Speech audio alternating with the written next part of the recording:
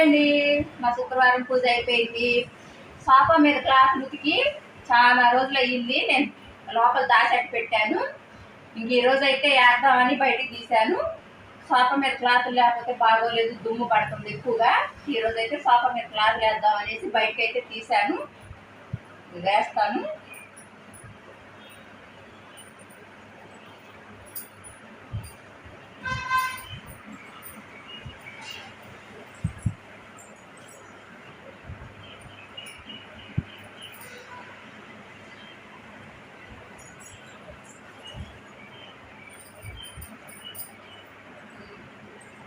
వస్తువులు లేవు అనుకుంటాం, ఉంటే ఆ చాకరీ బాగా ఎక్కువ ఉంటుంది. చాకరీ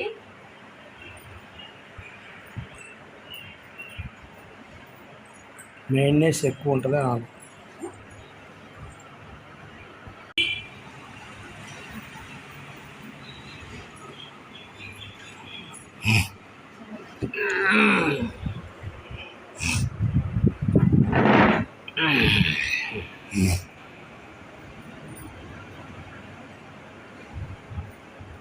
ఇలా పుట్టేనా మీకు వీడియోలు చూసే వాళ్ళకి అర్థమవుతుంది.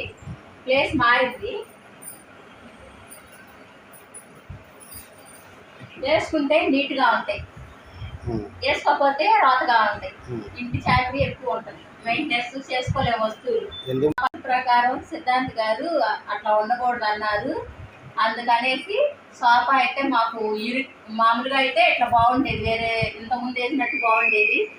ఇప్పుడు వేసింది అయితే కొంచెం ఖాళీ లేదు, ఇరుకుగా ఉంటుంది. కానీ వాస్తు ప్రకారం అట్లా తిప్పాలి అనేసి తిప్పాము. ఇంకంతే, ఏం చేయలేము. శుక్రవారం ఇంకా పూజ అయితే అయిపోయింది.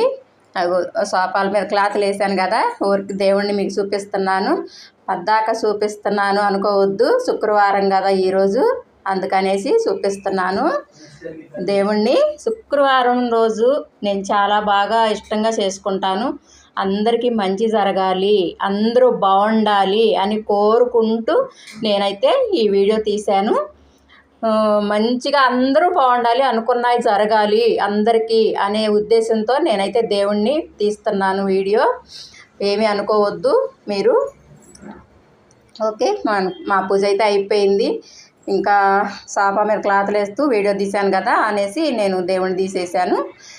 ఇంకా ఓకే అండి, అందరికీ మంచి జరగాలి, అందరూ బాగుండాలి, అందరూ ఆరోగ్యంగా ఉండాలి అనేసి అయితే కోరుకుంటున్నానండి. Okay, bye.